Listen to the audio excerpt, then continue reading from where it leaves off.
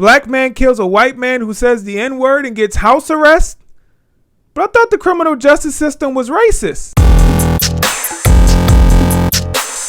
What's going on, America? I'm the right-winged angel Oliver Mack, and in this video, we got to talk about this Dunkin' Donuts employee who killed a white man for calling him the N-word, and he only got house arrest.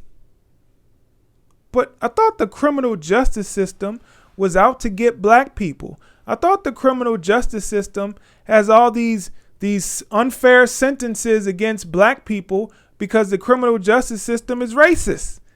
What happened to that? I didn't see any of that in this story. Actually, I don't see a lot of it anywhere. I see a lot of black people that get off for the most heinous crimes.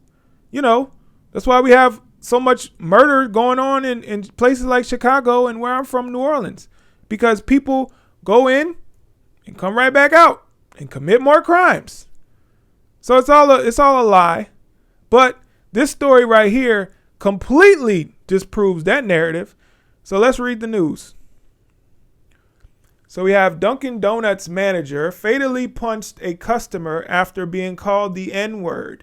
He was sentenced to house arrest for fatally punching someone. Okay. So I covered this story last year when it first happened. So the manager, he's dealing with the customer, and they said that it's a customer that they saw a lot. The customer's irate about his order. Then he comes into the store and he's getting to an altercation with people who work in the store, and then the guy intervenes, and then the person, I'll have to look at his name when we read. Let's look at his name. Vonell Cook, that's his name. So Vonell Cook comes into the store and he's getting all hostile with the people in the store. Then the manager, his name is Pujols, Corey Pujols. So Corey Pujols, he gets into this altercation with the guy, trying to calm him down, but he can't. He calls him these racial slurs and calls him the N-word. Then Corey Pujols tells Vonell Cook, if you don't say it again, and then Vonell Cook says it again, and then Corey Pujols punches the guy in the face. Then the guy falls and hits his head and ends up dying from his injuries. So that's what happened. In any other situation, that would be considered murder. You punch someone, they fall and hit their head, and then they die. That's called murder, right? I mean, am I wrong? Any legal experts in the audience, any legal experts watching can tell me, am I wrong? You hit someone, they fall, they hit their head when they fall. Shouldn't that be murder? But anyway, let's go ahead and read the news. I just wanted to give you the backstory to that. He was a 77, the guy, Vonell Cook, was a 77-year-old man. And he wasn't a saint. So I'll get to that later on, but let's just get into this because I wanted to show you something that was pretty shocking when I read what the prosecutors had to say. Let's see. Okay, so check this out. Grayson Cam, a spokesman for the office, told WTVT that the outcome holds the defendant accountable while taking into account the totality of the circumstances. The aggressive approach and despicable racial slur used by the victim, along with the defendant's age, not sure what that has to do with anything. Well, how old is the defendant? Let's see. So I think he was 27. Yeah, he's 27. So he's not a young man. So I don't understand why they factored in his age. Let's see. Defendant's age, lack of a criminal record, and lack of intent to cause the victim's death. Just because, okay, when you strike somebody, when you hit somebody in the face, I mean, there are consequences. If you hit somebody too hard and they die from you hitting them, you may not have intended to cause their death, but your actions caused their death. Just like in this case, his actions caused the man's death. So why is he just getting house arrest? I don't understand that. Let's see. This just talks about what happened.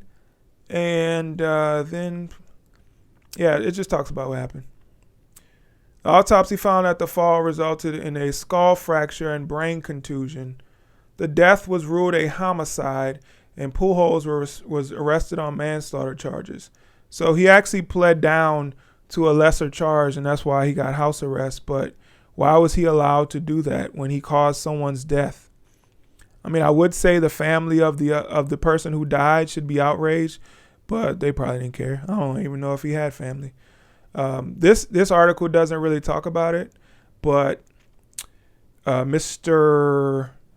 Vonell Cook, yeah, he was not a good man. He was not a good man. I'm not going to say that the world is going to miss him. I'm not going to say that anything like that, because he was a sexual predator. He had pictures and he put surveillance cameras so he can watch men and little boys. He was actually jailed for that, in prison for that, and he was out. So yes, this was not a good man. No, I'm not reporting this story to say we lost someone that was a pillar of the community. No, we lost someone who was a pretty vile individual. But the circumstances are just a kind of shows that the criminal justice system is not this racist institution that just targets black people and puts them in prison for life. It's not. Okay? And this case right here proves that it's not. The criminal justice system has actually been very lenient on black people. In this situation here, the criminal justice system was lenient on a black person. They actually gave him a pass, so to speak, because of the use of the N-word and how they feel the N-word affects black people. And how it's like he was justified to do what he did because the N-word was used on him. In my opinion, ladies and gentlemen, there's no excuse to hit someone if they're just using words against you. I just don't see any justification to hit someone for words. Like your mom used to say, or I don't think they even say this anymore. I can't see any millennial or other families that'll still use this phrase, sticks and stones may break my bones, but words will never hurt me. We don't use that anymore because this generation believes that words are violence. That's right. So when you have this mindset that words are violence, then violence in response to those words seems justified. And I never want to get into a situation where someone calls someone a name and they're justified to enact violence against them. They're justified to kill someone because they called them a name. That is a dangerous precedent to set. Okay? So are we saying that any black person who's called the N-word in the United States of America is justified to inflict bodily harm against the person that called them the name? Is that what we're saying? That's what it seems like. But it's crazy that the N-word is the only word that gets that pass. If I went up to someone and called them fat and they hit me, are they justified? They probably wouldn't be. If I walked up to someone, or if a black person walks up to a white person and calls them a cracker or a hunky or something like that, is that white person justified to hit that black person? No, I highly doubt that. I highly doubt that we'd see a situation where a black person called a white person a cracker or a hunky or a white devil or anything like that, and that white person who hit the black person in response, if that black person died, do you really believe that white person would have got house arrest? Nope. They'd probably be spending their life in prison, honestly. But that's because the justice system is not racist against black people. But a lot of these woke DAs are racist against white people. And a lot of woke judges out there that are racist against white people. that will make sure that white people burn in prison or die in prison for that. So it is what it is. I don't condone violence against anyone ever, and especially not for words, because words can't hurt me. Well, I'm the right-winged angel, Oliver Mack. Thank you so much for watching this video. Please hit the like button, share, comment, subscribe, all that good stuff. Peace.